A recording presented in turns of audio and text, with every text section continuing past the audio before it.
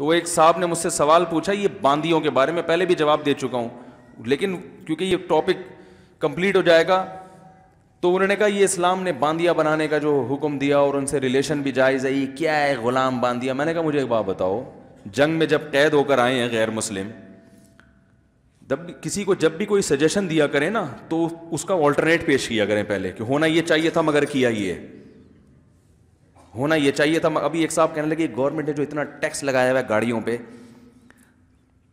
2 لاکھ کی گاڑی ہے 10 لاکھ کی بک رہی ہے، تو یہ کیا ہے؟ میں نے کہا بھائی میں گورنمنٹ میں بھی نہیں ہوں، نہ مجھے کوئی ٹیکس کا، لیکن ایک اشکال ہوتا ہے کہ اگر یہ ٹیکس ختم ہو جائے اور وہ 10 لاکھ کی گاڑی 2 لاکھ پہ آئے تو روڈ پہ پاؤں رکھنے کی جگہ کیا ہوگی؟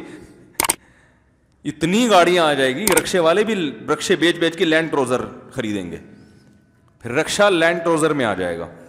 حقیقت ہے، ہم رکشے میں آ رہے ہیں، وہ 6 آدمیوں کی جگہ 1 آدمی آ رہا ہوگا اور وہ گاڑی 6 آدمیوں کی جگہ۔ میں نے کہا ممکن ہے اس لیے لگایا، مجھے پتہ نہیں ہے وجہ کیا ہے، لیکن کوئی بھی سجیشن دینے سے پہلے تھوڑا سا انسان اس کا، بھائی گورنمنٹ کو چاہیے کہ ٹیکس نہ لگائے، ہاں یہ کر دے کہ اس سے گاڑیوں کا رش بھی کم ہو جائے گا، تو وہ کوئی ایسا حل تلاش کر کے لائیں، اور حل تلاش کرنے کے بعد پھر اس پہ اٹھنے والے اشکالات کے جوابات بھی ہوں، پھر آپ بات کریں، تو میں بھی کہوں گا بھائی ماشاءاللہ۔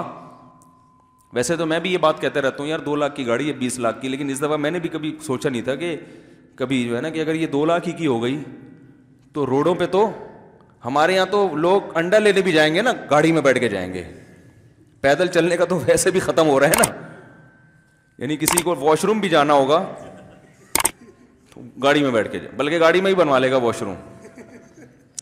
تو کوئی متبادل تو ہو نا، کیا؟ ہاں میں باندیوں کی بات کر رہا تھا، میں نے کہا مجھے ایک بات بتاؤ، اسلام جب دنیا میں آیا تو غلام بادیوں کا تو پہلے سے رواج تھا، وہ اسلام نے نہیں لایا، وہ تو پہلے سے چل رہا تھا رواج۔ اب اسلام میں حکم یہ ہے کہ بھئی جب جہاد ہوا، لڑائی ہوئی، دشمن کے مرد بھی قبضے میں آئے، عورتیں بھی قبضے میں آئیں، اب آپ کے پاس کتنے آپشن ہیں، یا تو ان کو چھوڑ دو ایسے ہی، تو پھر پکڑا کیوں تھا جب چھوڑنا ہی تھا آپ نے؟ وہ جنگ اور لڑائی کا فائدہ کیا جب ان کو ایسے ہی چھوڑنا تھا آپ نے؟ دوسرا آپشن آپ کے پاس یہ ہے کہ ان کو جیل کی سلاخوں کے پیچھے ڈال دو، جیسے ڈالا جاتا ہے۔ اور آپ صدیوں تک جیلوں کے حالات ذرا یوٹیوب پہ سرچ کر کے دیکھ لیں، جاپان کے جیلوں میں کیا ظلم ہوتا تھا، یورپ کے جیلوں میں کیا ہوتا تھا قیدیوں کے ساتھ، کیونکہ وہ آپ کے کچھ لگتے تھوڑی ہیں جو آپ ان کو کھلاؤ گے خربوزے صبح شام۔ ایسے ان قیدیوں پہ یہ جو آج کل بڑی ویکسینیشن اور دوائیں ایجاد ہوئی ہیں نا، جو ہم کھا رہے ہیں، ڈپریشن کا علاج ہو رہا ہے، یہ پہلے جنگی قیدیوں پہ تجربے کیے گئے ہیں اور انتہائی اذیت ناک موت سے ان کو دوچار کیا گیا ہے۔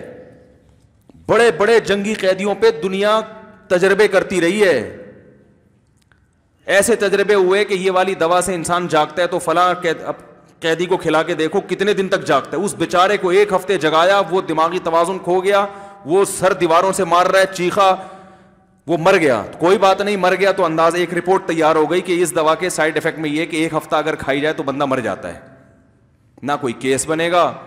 یہ تجربے ہوئے قیدیوں کے اوپر، بہت اذیت ناک جو ہے نا مراحل سے جنگی قیدی گزرتے رہے ہیں۔ تو اسلام اگر قیدیوں کی یہ کہتا کہ جیلوں میں ڈال دو تو کیا پرسان حال ہوتا ان کا، کیا حالات ہوتے ان کے؟ تو اسلام نے کہا، درمیانی راستہ دیا کہ بھائی نہ قتل کرو ان کو، یا ایک راستہ یہ ہوتا ہے کہ سب کو اڑا دو جان سے۔ تو قتل کرنے کا کیا فائدہ جب ایک قوم آپ کے قبضے میں آ گئی ہے، اس کا شر ختم ہو گیا، وہ لڑنے کے قابل نہیں رہی ہے۔ بھائی لڑائی اس لیے تھی نا کہ ان کا شر ختم ہو جائے، شر ختم ہو گیا تو درمیانی، اور یا یہ کہ ان کو آزاد چھوڑ دو۔ تو آزاد جب ان کو چھوڑیں گے اس طریقے سے تو مغلوب قوم کو انسان کبھی بھی فطری طور پر اپنے جیسا مقام دینے کے لیے تیار نہیں ہوتا، نہ ان عورتوں کو دے گا نہ ان مردوں کو دے گا۔ تو درمیان کا راستہ کہ ان کا بھی فائدہ ہے اور جو مجاہدین ہیں ان کا بھی فائدہ، کہ مجاہدین میں بانٹ دیے جائے، بھئی یہ تم لے لو، یہ تم لے لو، اب یہ تمہارا غلام ہے، اس کا سارا خرچہ تمہارے اوپر اور اس کے ذمہ تمہاری خدمت۔ یہ کانسیپٹ ہے غلام کا، یہ بہترین حل تھا جنگی قیدیوں کا اس زمانے میں۔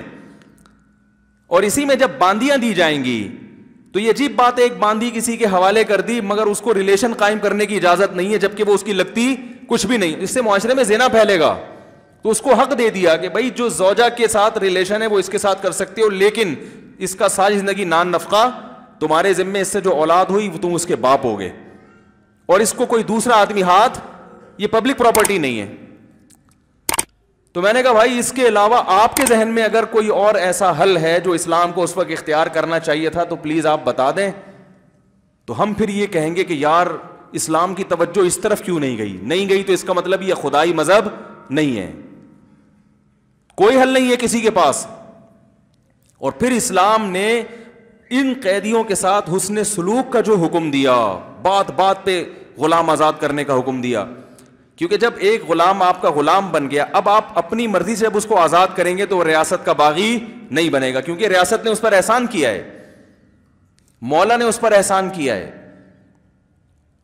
جس باندی کی اولاد ہو جائے اس کو بیچا نہیں جا سکتا, کیونکہ اب وہ مولا کے مرنے کے بعد آزاد ہی ہوگی. قسم کھا کے آپ نے توڑ دی, کفارہ کیا ہے؟ غلام آزاد کرو. آپ سے ناحق کسی انسان کا قتل ہو گیا, کفارہ کیا ہے؟ غلام آزاد کرو. زوجہ سے زہار کر لیا, کفارہ کیا ہے؟ غلام آزاد کرو. تو بہت سارے مسلمانوں سے جو کوئی غلطیاں ہوں گی نا, تو ان غلطیوں کی تلافی میں کیا کر دیا؟ غلام آزاد. اس طرح سے غلاموں کی آزادی شروع. تو اب یہ تو بتا رہے ہیں کہ اسلام میں غلاموں کا نظام ہے, یہ نہیں بتا رہے کہ غلامی تو ساری دنیا میں تھی اس وقت. اسلام میں غلاموں کے ساتھ جو سلوک تھا وہ دوسرے قوموں سے 1000 گنا بہتر. نمبر 2, اسلام کے پاس اس وقت غلامی کے علاوہ جنگی قیدیوں کا کوئی آلٹرنیٹ تھا ہی نہیں. تیسری بات یہ کہ اسلام نے غلامی کو نہیں, غلامی کے آزاد کرنے کو پروموٹ کیا ہے. غلامی کے آزاد کرنے کا جو سسٹم اسلام نے بنایا تھا اس وقت پوری دنیا میں کہیں بھی نہیں تھا وہ. تو یہ سارے اشکالات کھا جائیں گے, ٹھیک ہے نا, بس وہ ایک لے کے بیٹھے رہتے ہیں. خیر, بات کہاں سے کہاں چلی گئی. تو میں جو عرض کر رہا تھا, میں یہ عرض کر رہا تھا کہ حق کا جو کی تلاش ہے نا وہ بہت آسان ہے, اس اعتبار سے کہ آپ اس کو چھوڑ کر جا کہاں رہے ہو. آپ اس کو چھوڑ کر اگر جا کہیں اور رہے ہو اور اس پہ آپ کو کوئی اشکال نہیں ہو رہا, ویسے آپ بہت ذہین ہو کہ آپ نے پیچیدہ کھود کریت کے آپ نے اشکالات نکال لیے, تو اس کی علامت ہے کہ آپ صرف اعتراض کرنے کے عادی ہیں, آپ حق کے متلاشی نہیں. یہ جتنے بھی ہیں مسلمانوں میں جو باطل فرقے ہیں نا, ان میں بھی یہی ہے. مسلمانوں کے اندر بھی تو بہت سے فرقے بن گئے نا جو اپنے آپ کو صحیح کہتے ہیں, باقی سارے جہنم میں جا رہے ہیں. ان کا بھی یہی ہے, وہ آپ پر اعتراضات کرتے رہیں گے, آپ جواب دیتے رہو گے, لیکن وہ آپ کو اپنے اوپر اعتراض کرنے کا موقع نہیں دیتے. تبھی ہم سامنے بیٹھنے کی بات کرتے ہیں, ٹھیک ہے نا, کبھی ہیلو ہائے سامنے بیٹھ کے کرو انشاءاللہ, تو پھر ہم بتائیں گے. خیر, تو میں وہ امام مہدی کے آنے سے پہلے مکمل بھی کرنی ہے نا صورت.